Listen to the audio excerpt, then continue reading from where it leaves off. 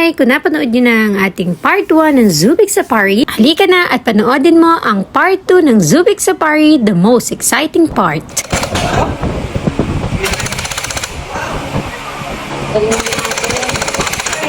At dahil nandito na rin nga naman kami, ay pinag-try na namin sina Ate Sia at Keisha na maglaro nitong airsoft. At dahil sa tuwa ng mga bata, ay nakadalawa pa kaming bili ng bala dyan. Wow, galing naman ni Ate! Bili mo ano lang. Bili na. Oo, yan. Ito na. Ball! Balik! Go! Balik! Sige siya muna. Kapag Ate, ay play nga naman. Okay siya naman.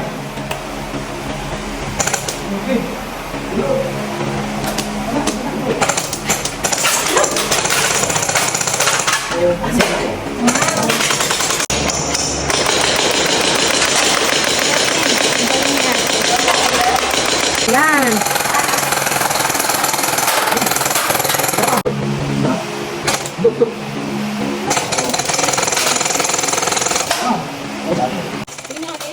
O diba sabi sa inyo, sobrang naaliw yung mga bata, pati na rin kami. After nga naming maaliw ng bongga doon, diretso naman kami dito sa Croco Loco. Tulog. Nasaan ka? Oo, nasaan na? Sleeping crocodile.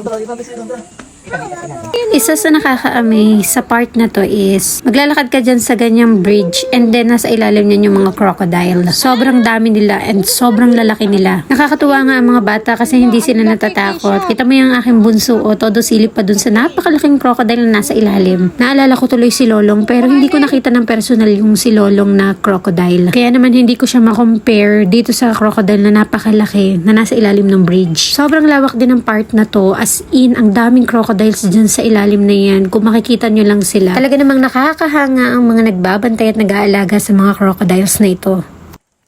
Wow, ang ganda. Ang daming crocodile, inay, sa ilalim mo. Bigay kami naman yan, oh, mama. I have a pig! Wow! Pig the crocodile! Ang dami, oh. Naglalakad kami sa ilalim ng mga buwaya. Keisha! Naglalakad kami ni Oh Mama. Oh, si Oh Mama. Tapos ako, nasa ilalim kami ng crocodile. So, dito nga, nagpapakain ng asawa ko. For only 50 pesos, may part ka na ng chicken na pwede mo ipakain dyan sa mga buhaya. Oh, wow! Baby, look! Nakanganga sila. Ate, doon ka! Nag-aabang ng food. Ang inay nakanganga din, oh. Consistent yung nganga ng Oh Mama. Buba natin ang contact. Naku, hindi mo marunong magpakain ng tatay. Ay, gumagalaw. Hindi ba contact eh? Ay, sorry po. Gumagalaw yung tali. Baby, doon ka. Dali, tignan mo si tatay. Yun, huli. Siya nakahuli. Yung nakuha. Ayun yung tatay, yun. Yun. Opa. Swerte mo. May gusto mo din magpakain? Wala ko. Hindi mo tanggal. Ko, tatay, ay matanggal. Oh, ubos. Itong buhayang ito ay nakanganga pa kasi nag-aabang pa siya ng pagkain. Kaso nga lang, isa lang yung kinuha namin dahil mahirap daw magpakain, sabi ng asawa ko, dahil masyadong malakas yung pores nila. Kaya naman hindi na namin tinaray ni Oh Mama na magpakain ng crocodiles. Sabi, ano ba yan? Paasa. Makaalis na nga. Ang kuripot, isa lang binili.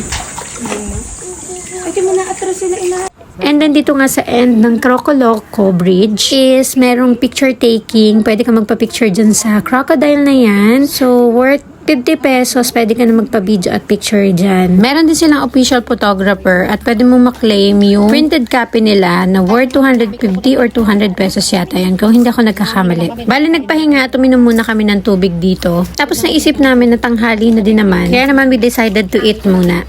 Magla-lunch muna kami. With the makulit. With the Mama Lasa. With the Maarte. And with the Lola. And with the Maganda. Did you see the crocodiles? What did the crocodiles say? Sunday lang katanong ko.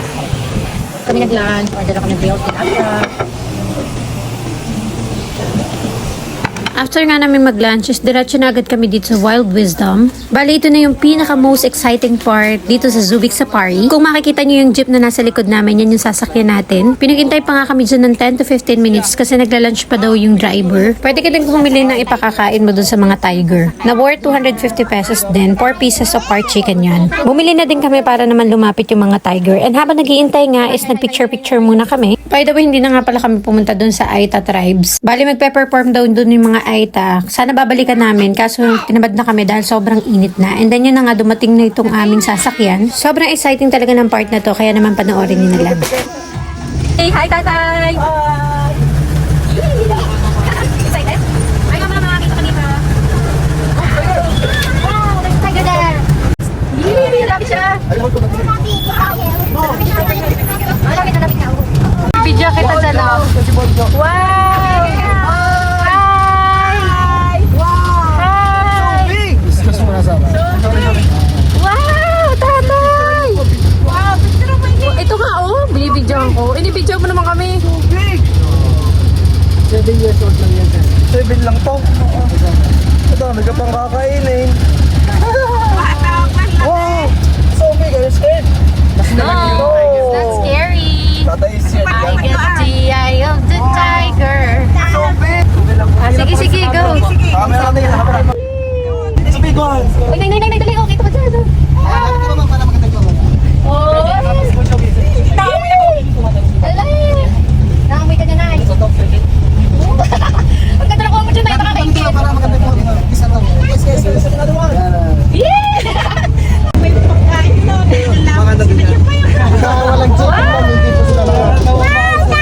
Yes! Wow! Tiger, tatay! Bon Jovi, halika. Bon Jovi, bigyan mo ng talo. Lapit mo ba? Come on. Bonjo! Hindi po, hindi. Nasa sasakyan tayo. Hindi ka lalapitan niya na. Bonjo! 1, 2, 1, 2, 3. Jump. Uy, madaya ka na doon. Hindi namin makukuha yun. Mamaya pa ulit. Jump sa, dalawa na. 1, 2, 3, jump! Wow! Jump Yay! Nasa ibabaw siya? Tubig lang yan, sir. Wow, nasa ibabaw! Ayan yung buntot mo. Mali pa na sinutan niya.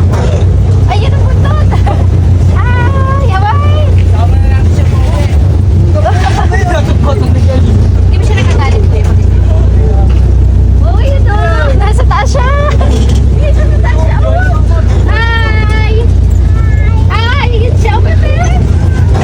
Jessie! Hi! Hi, Sia! Hi, Sia! Sia, tatay, stop. Okay lang, madami natin eh. Hi! Wow! Pangalan niya? Pechay. Ito yung pechay na kulay yellow, no? Baby, is that no? What's that? Tiger? Yes. Isang malaki ba yun? Yun, no? Nasaan nila? Yun? Oo nga, no? Nasa taas siya. Baka inaidawan ng daliri mo. Huwag mo isuot dyan. Ayaw na po pa, nakahiga. Ayaw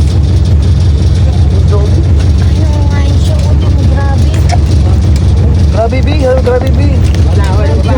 Baba na mo, Jo. Ayaw ganda niya. Mamasay mo. Grabe, sobrang saya na experience na to. Hindi lang mga bata ay nag-enjoy, pati na rin kami. And tanda ko pa noon na napapanood ko lang to sa TV. Ngayon, na-experience ko na. Kasama ko pa yung pamilya ko.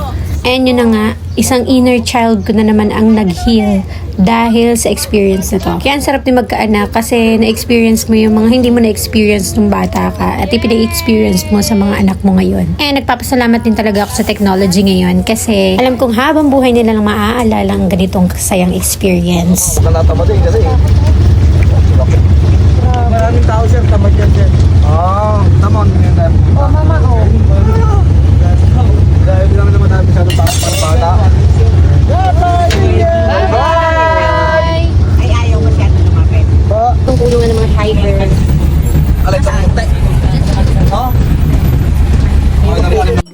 After nga nun is diretso agad itong mga bata sa pagbili ng ice cream dahil yun ang pangako namin after nun. And then syempre nagpahinga muna din kami and then bumili ng mga souvenirs. And then after nun nag-decide na kami maghanap ng hotel. Pero dahil masama na daw ang pakiramdam ng asawa ko at meron naman daw available na hotel dito, kaya naman dito na lang kami mag-check-in sa tinatawag nilang Glamsy Cloud9, which is located at the back of the Zubik Safari lang. Kung hindi ako nagkakamali is 5,000 yung accommodation namin dito. May kasama na siyang breakfast at saka dinner. Sobrang sulit na nun kasi sobrang ganda ng lugar and sobrang private niya. Tapos nagkataon pa na kami lang yung guest that time.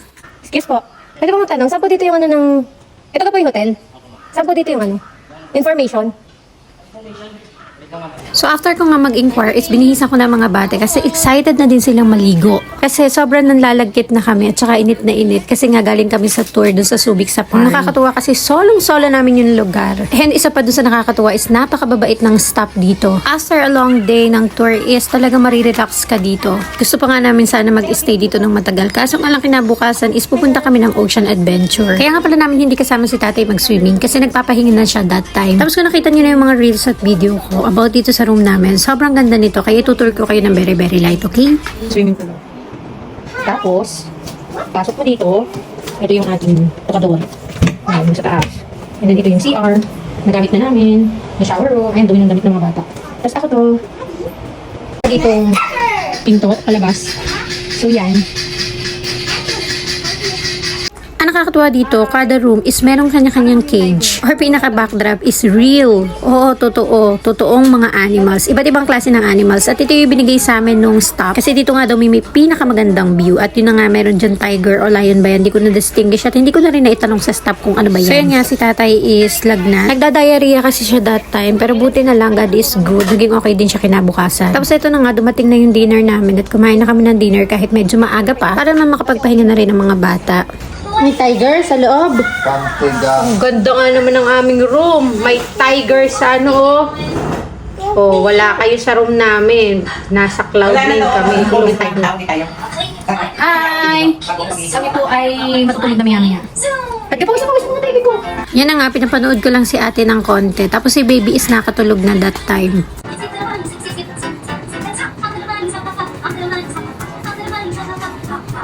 O diba, sobrang energetic pa din ni ate. Tapos nung makatulog nga mga bata, si o mama naman ay nag-decide na maligo dito sa pool. And sabi ko nga din sa kanya is maligo na siya para naman ma-experience niya tong Glamsy Cloud9. Tapos nga na nagligpit lang ako ng konti ng gamit and then natulog na din ako kasi maaga nga kami bukas at pupunta naman kami sa Ocean Adventure. Kaya abangan niyo yung susunod na adventure namin dito sa Subic. See ya!